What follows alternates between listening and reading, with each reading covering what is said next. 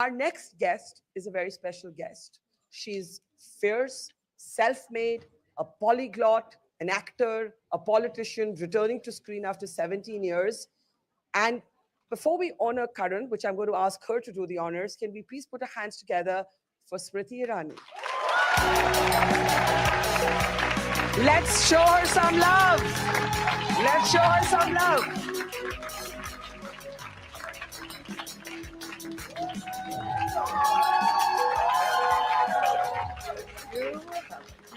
Before I hand over to Karan, I'm just going to request Ms. Irani to present Karan Johar with the Changemaker of 2025 award. Let's give it up.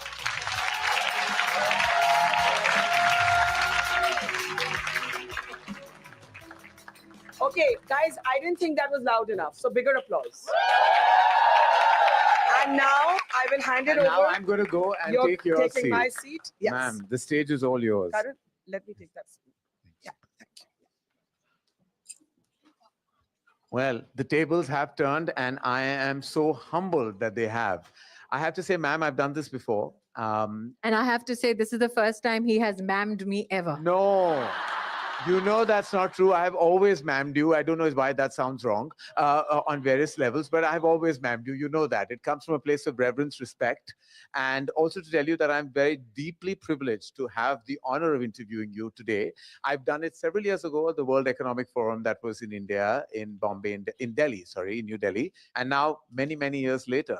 And so much has changed, and yet so much has remained the same.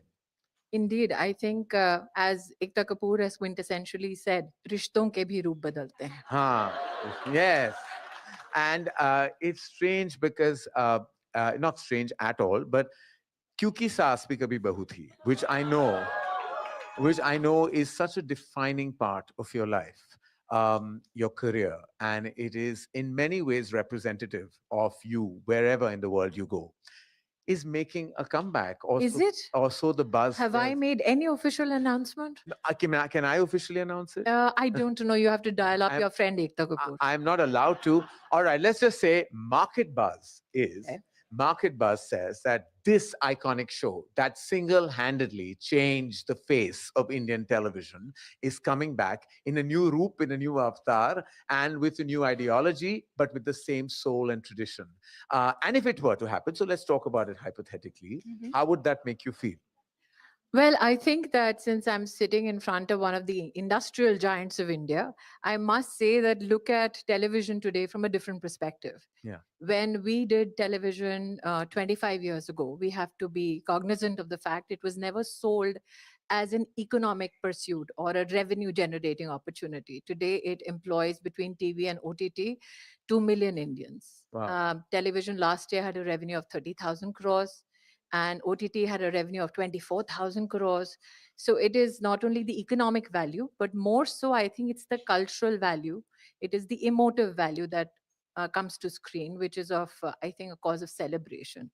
I know there are many in the audience, in fact, one youngster here who has possibly kept photographs from when he was 11 years old, is today a podcaster. Wow. And he has been incessant in his pursuit of what those lines or what those stories mean. Yeah. So I think many a times we create stories without knowing the multi-generational impact of it. And Kyunki is one such story. And it actually in many ways impacted the social fabric of our of just the way life is and continues to be in an average home of our great nation. Our big highlight was when in one of the movies which was directed by you, Kajol walks up and says, "Are Mihir mar gaya." Yeah. And everybody on Yeah, set yeah. said, "Did you see Kajol did this in a Yeah. Karan Johar movie?" Yeah, it was in So, Kabhi Khushi Kabhi Yeah, Gum. I believe so. And I remember it was at that time, it was a part of our existence. I remember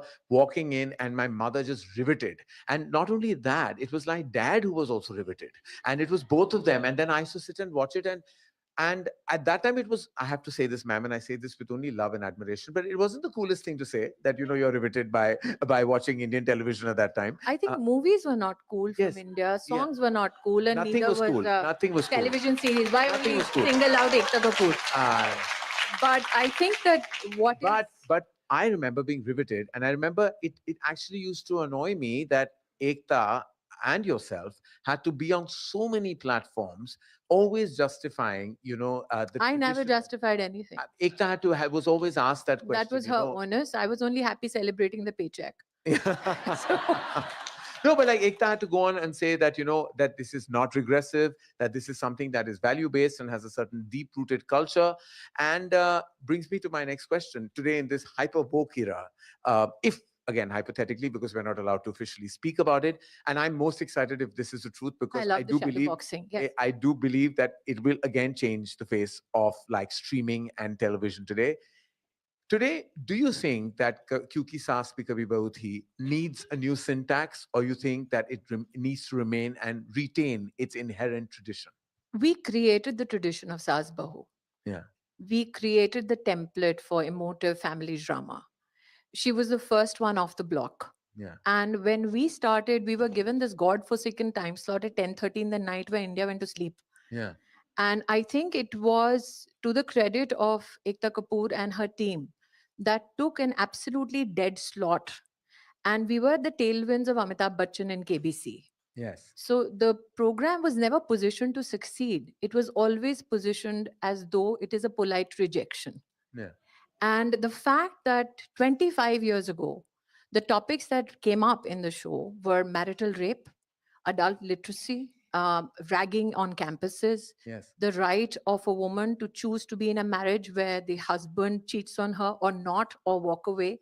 These topics 25 years ago, and especially marital rape, were not topics that were widely spoken of, let alone be debated through a so called fancy family drama.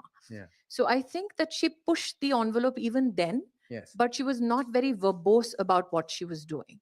Today, in the so called woke generation that you speak of, there is a huge conversation around pay parity. yes, That is a time where we broke that so called glass ceiling, where the female protagonist unabashedly said that I am paid more than the male actor. yes. And we set that template even in terms of parity.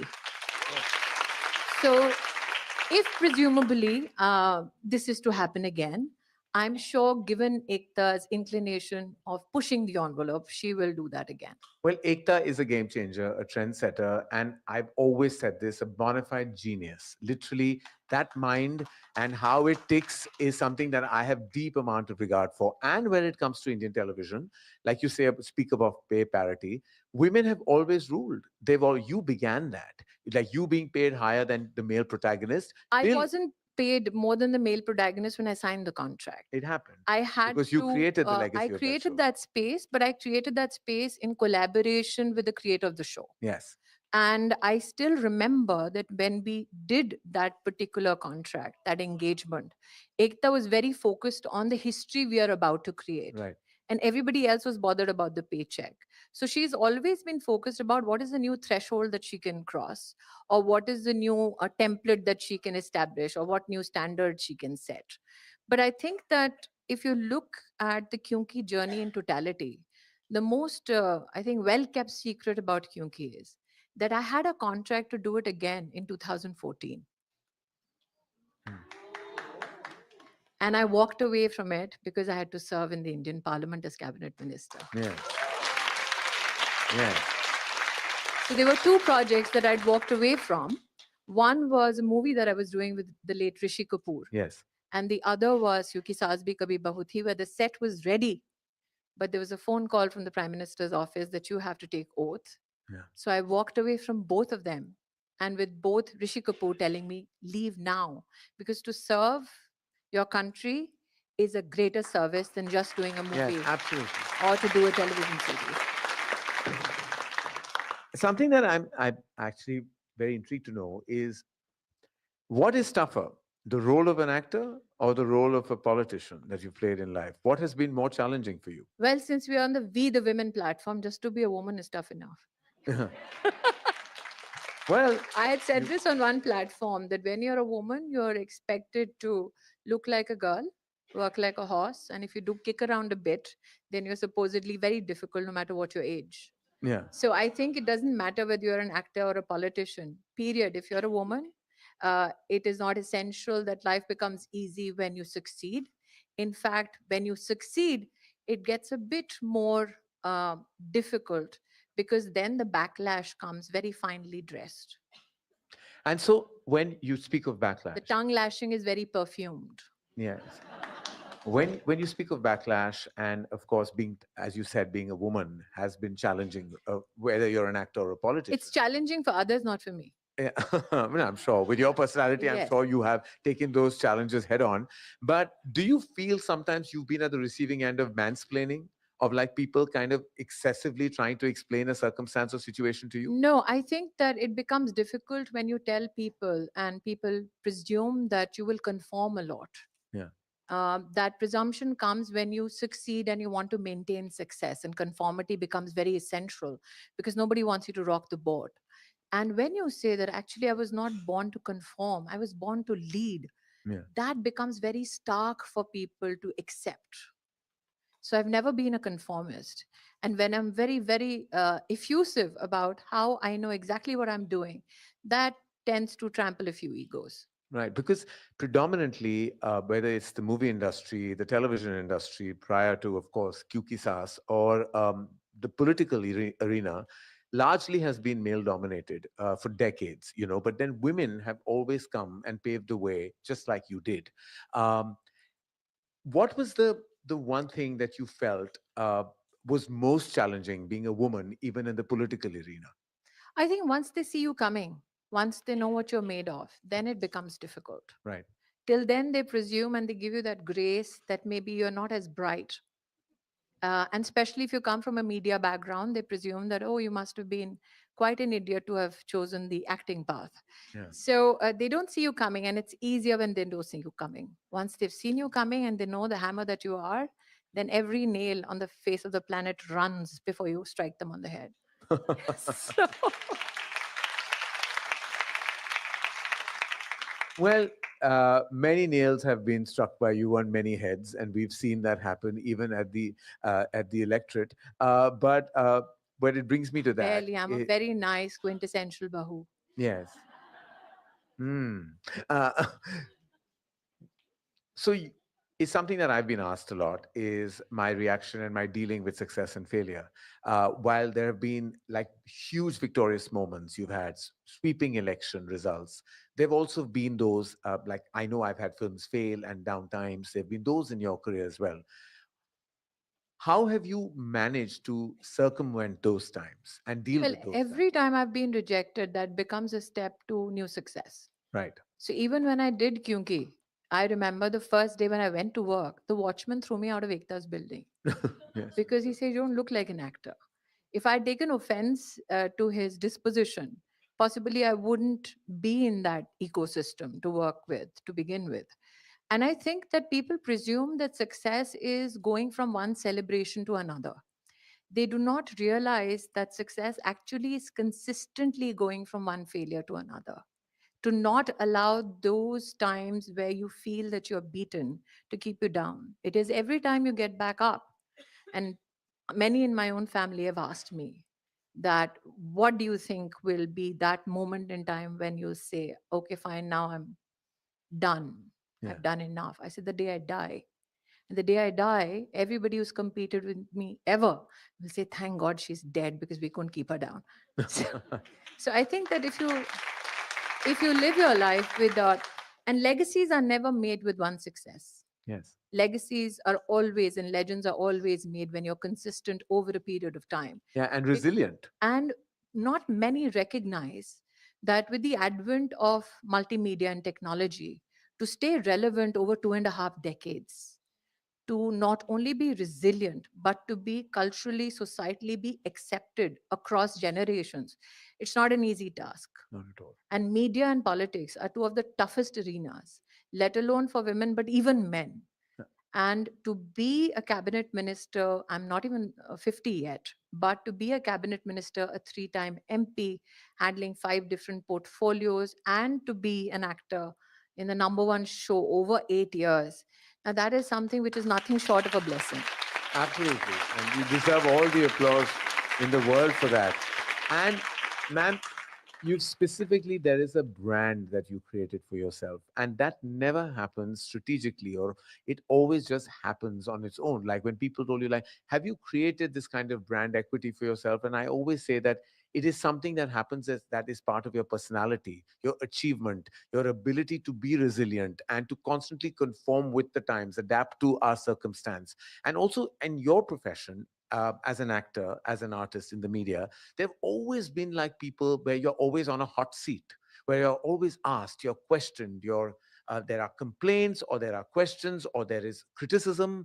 It's never an easy place. So for you to manage to kind of always go through those hurdles and obstacles is a daunting task and a daunting reality. But you've always done it with so much elegance, articulation, as well as grace. And how have you always maintained your like sanity through it all? And that's because I've been dirt poor. So everything that happens post that is nothing but a plus in life. Yeah. Now, when I began my career, and the lady, and I think Mr. Agarwal knows, Ritu is a part of his entire industrial ecosystem. Ritu was a intern with my father 32 years ago. Wow. The lady who has helped build this ecosystem under the tutelage of Mr. Agarwal. And I was a 17-year-old kid who had just 200 bucks in my pocket. So when you come from 200 bucks in your pocket, and when your first job is selling cosmetics on the streets of Delhi, it is overwhelming, I think, part of your life, when in that same New Delhi you also go and stand next to the president of India, and you realize that you've come from the streets and you will go back to the streets. The issue is, do you have the tenacity then to go back and then spring right back up? And start again. So if you've seen abject poverty, and I tell everybody, if you have not seen that, maybe you don't know how much that we can push back, because there's nothing which fires you up than a hungry stomach. Yeah. So Absolutely. if you've done that, if you have people like that in your life, you're genuinely blessed, because the resilience from there is a resilience that nobody can teach you. Is this deeply rooted in your childhood years? Yes, because I was too poor to seek validation. Hmm. And by the time I became somebody, I didn't need anybody's validation. I mean, you've been a witness to my journey as a Yes. professional in the media business. You have never seen me on any get togethers, Yes. parties, which includes ektas, because for me as a professional, it was very important that I get measured on my outcome or my output as a media professional. I know that friendships are very rare. I know friendships are at times very, very cosmetic, and I did not have the wherewithal of time, because I understand how great it is to just have that opportunity. So Right. I wanted to live from one opportunity to another. I did not want to live from one cosmetic relationship to another. So I never had the time, never sought validation, so life is easy. So when I never sought validation from my own colleagues, from my own professional ecosystem, there was no need for me to seek validation from anybody else. Nowadays they're elegantly called trolls. Yes. I'd never had the need to seek anybody's validation. But there is also a huge sense of responsibility and gratitude towards people who have made you what you are by sheer support. There are people I've never met in my life. I met one legend who was downstairs who met me at the elevator, Sudha Murthy. She said, I need to come back up. And is she here? I don't know. Yeah. So Sudha ji said, I need to come back up. And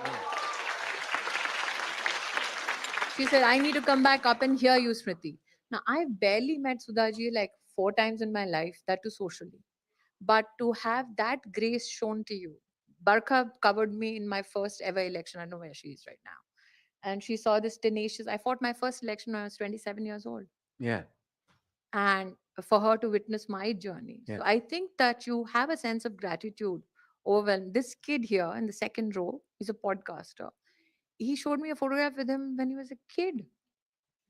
But And how amazing is that, so man? those are the stories, those are the people that I genuinely value, Yeah. because they're there even the lights when the lights are dim. And what does Smriti Irani stand for today? Me. I don't know why I need to stand for a cause.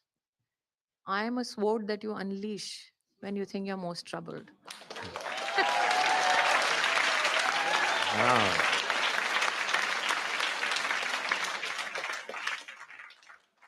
I think that there is literally not, I think there is not a line that, and I know it comes from within, but I think that you are a walking, talking clickbait headline. Like everything that you say is not only inspirational, motivational, but it's so darn clever. Always. And you're so smart and so eloquent. And I've always said there are That's very few exactly what my people. husband tells me. Thank you. Yeah. Well, where he should be very privileged to be your husband, because to have I think somebody to we don't articulate your realize. thoughts and emotions the way I you do, it's an art form. I don't think people realize the people they see as celebrities and public figures have families who help them get where they are at. Yes.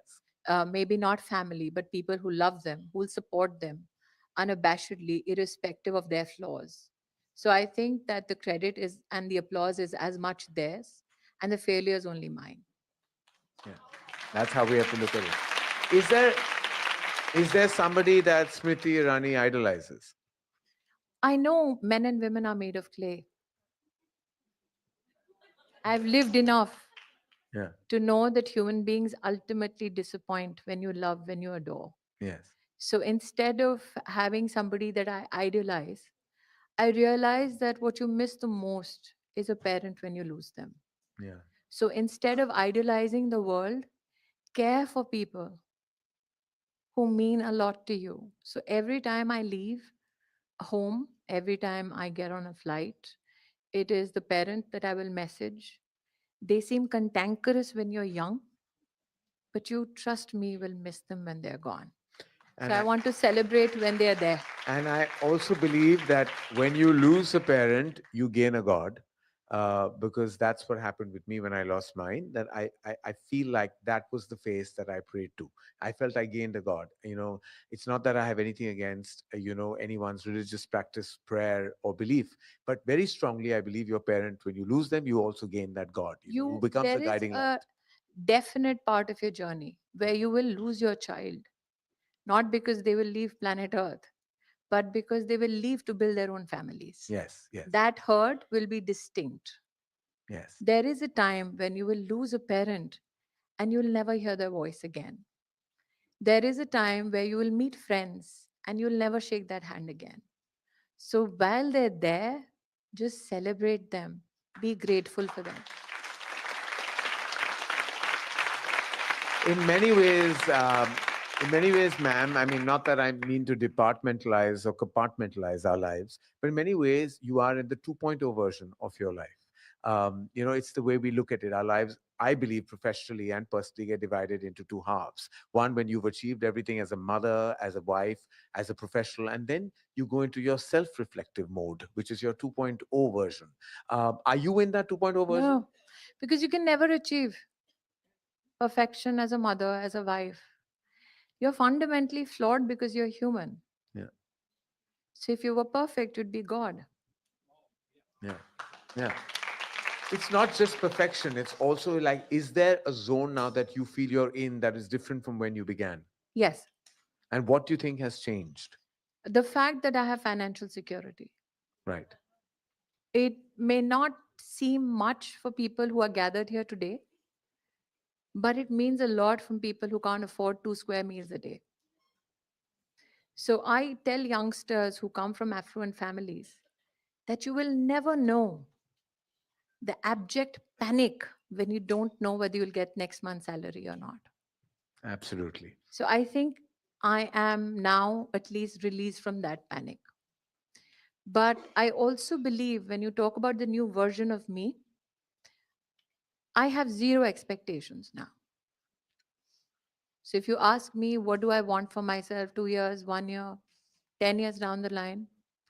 Nothing.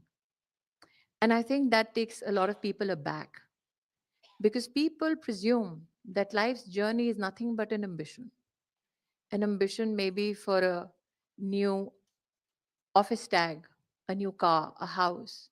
But can you imagine when you're so satiated in life that you want nothing? Before I wrap this, and I know Sounds like a Barkha's, very before I philosophical wrap this, conversation, no, not a very Karan absolutely, Johar type of conversation. My apologies. everything that you have said has been profound, philosophical, but so true. And before Barkha is going to come on stage and, of course, engage with the audience, but before she does that, I have to end with my quintessentially asked rapid fire round. Oh, Bhagwan.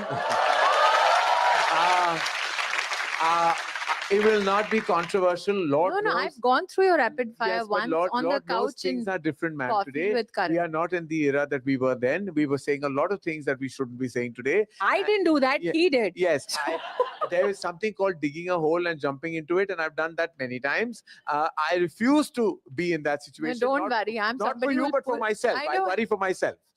So I'm going to make the most PG-13 rapid fire with you. But it's questions that I know that I'm sure you will answer very easily.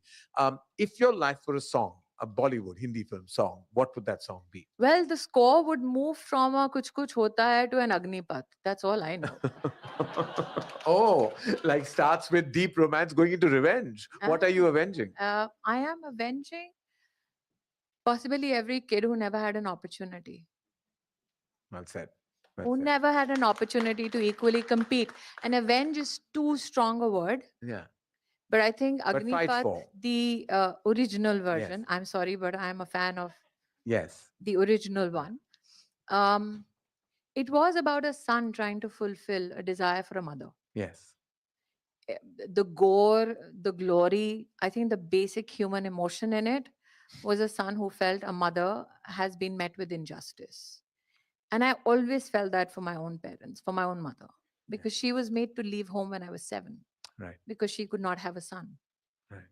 Oh So dear. for me, that was Agnipath, Yeah. to get my mother back and give her a roof over her head. So the kuch kuch hota hai, possibly, but yeah, The reality is more Agnipath. What makes Smriti Irani cry? nothing, Well done. nothing, Nothing. Nothing. nothing. All right. I dread the day where I will lose a parent. Possibly that is the only time I will break down and howl, but nothing before that. And what makes you laugh? Nothing. Nothing makes you laugh and It is cry. It's very not Kabhi dangerous Khushi when Kabhi you see Gham. me laughing. There is something which has gone so awry that I am laughing my head off. So, what makes me laugh? Possibly in a hypothetical world, there is possibly an actor called Bharti Achrekar. Yes. Maybe she'll make me laugh in Yes. a hypothetical situation that you have projected. Fantastic actor. Who are the people you would associate with the following words? Motor mouth. फिर से बोलना Motor mouth. फिर से बोलना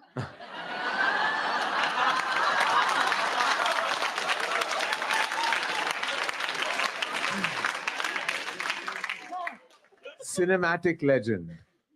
Yash Chopra Absolutely. The Yash Chopra got you or the motor mouth got you?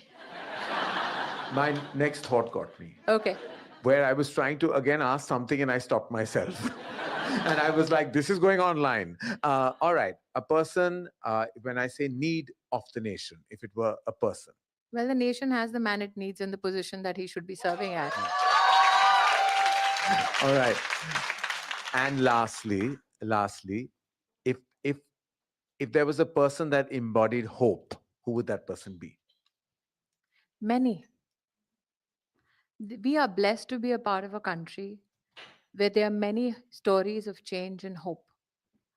I have been extremely privileged to work with men and women who are the harbinger of that hope.